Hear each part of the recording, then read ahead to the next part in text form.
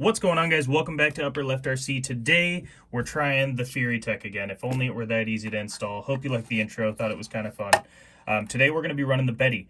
In the last video, not yesterday but the day before, when we tried to run this thing in the Jeep, there were a couple issues I was running into where it would lock up or freeze. And there were two things in the comments that people pointed out to me that I think might be the issue. One was something to do with the Jeep itself, the ESC or something that was causing it to not play nice with the Furitek. I'm hoping that's not the case because I do want to install one on that truck, but I've got some other plans for it as well. And number two was checking the firmware updates. So I didn't think to do that with these. I've got the Lizard. We might even try, I think this is called the Tiju or something like that board. Very, very similar to the ESC already in the Betty. It basically is a straight up swap for that. So because this is a little more cumbersome and I plan on actually installing it in one of the trucks and kind of moving stuff around, we'll save this one. We'll probably just stick with the Lizard, but I will need to check and make sure they're up to date. So I'm going to do that real quick with the Lizard. We're going to pop that thing in the Betty, check to see if it's updated, check the settings, and then see if we can get this thing to slow crawl without acting up on us. And I kind of want to take it outside and see how it does on the course. It's a little bit damp out there right now. It's raining. Maybe we'll stick to inside, but we're going to try the Betty, see if it's any different than the Jeep.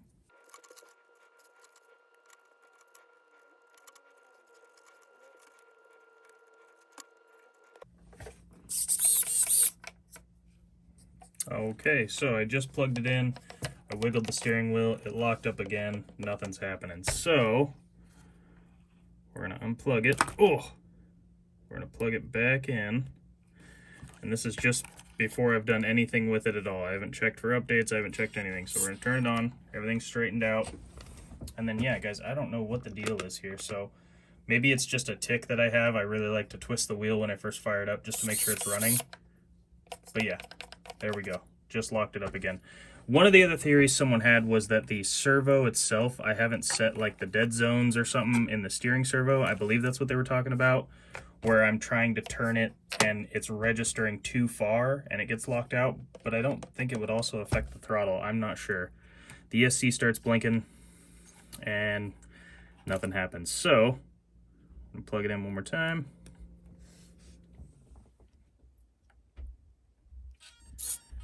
Okay. And we're just gonna slow, maybe if I wiggle it just slightly. It doesn't lock up there. I think at full lock is where it becomes an issue. And it's almost always to the left, but yeah, there's something going on there where if I just twist the steering, it gets all locked up. Nothing happens. I don't know. Interesting little quirk. A lot of people said they hadn't been having this issue. Oh, hey, check that out. All I did was push it and it turned off.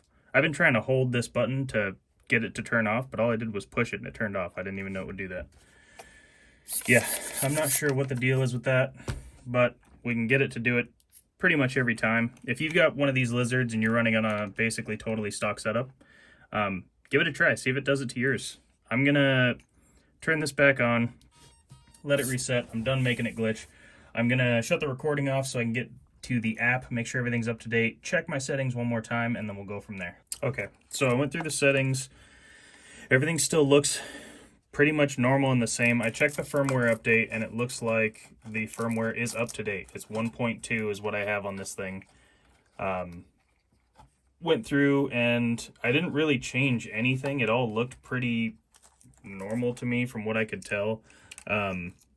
Jaysen's RC on YouTube, he was nice enough to post on the Reddit page, which normally I don't like to go and look in there until tomorrow, but Saturday? No, yeah, tomorrow is Saturday.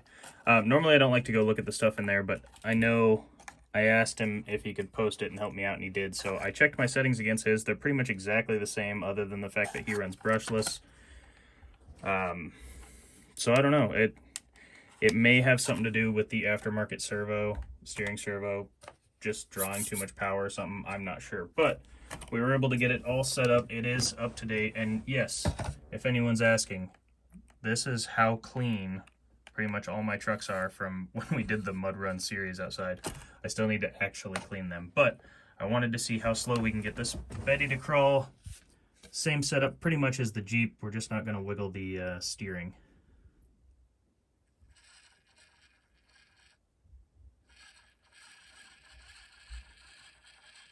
Super nice and slow.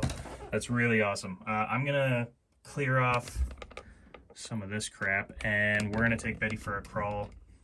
Just see if we can get some good footage out of it and some good slow crawl and hopefully not get all locked up. I just gotta keep myself from twisting this because I'm pretty sure every time I do it, yep, there it is. Oh, hey! Throttle still works, hang on. But we just lost steering this time. I don't know what's going on, guys. Somebody help me!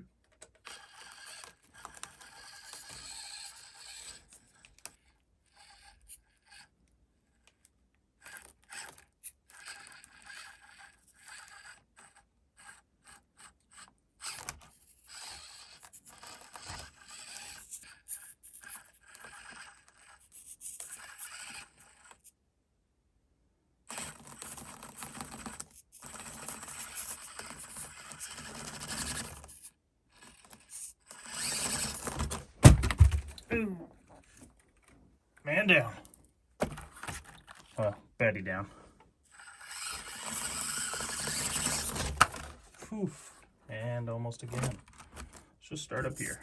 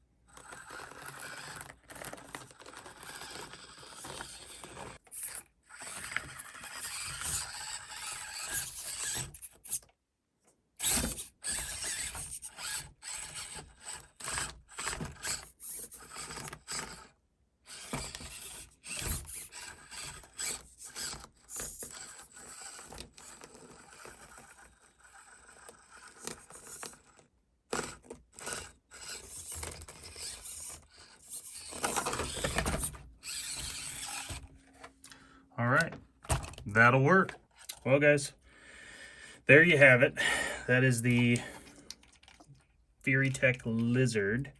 And again, I'm still not convinced this is the Furitek's fault. I don't want to turn anyone off from buying this thing. I'll get that out later. Because it does seem to work when I don't flick the steering back and forth. That's partially my fault. I don't know. Again, this has the Emax servo, so does the Jeep. I'm wondering if it runs in the Chevy any different when you flick it back and forth. Maybe it's the servo drawing too much power or having too much turning built into it. It's not limited enough so it gets stuck or something or tricks it. I don't know. It is pretty cool. I do like it. I'm excited to get the Surpass motor in there because I think at that point we're not going to have any issues. Or at least that's my hope. Fingers crossed. But that's going to do it for today. Just running the Betty around. Hope you enjoyed it. It was a short video. Tomorrow we've got Reddit review, and then after that maybe we'll get back to this, and I should have those parts by then. So I will see you guys tomorrow. Enjoy your day.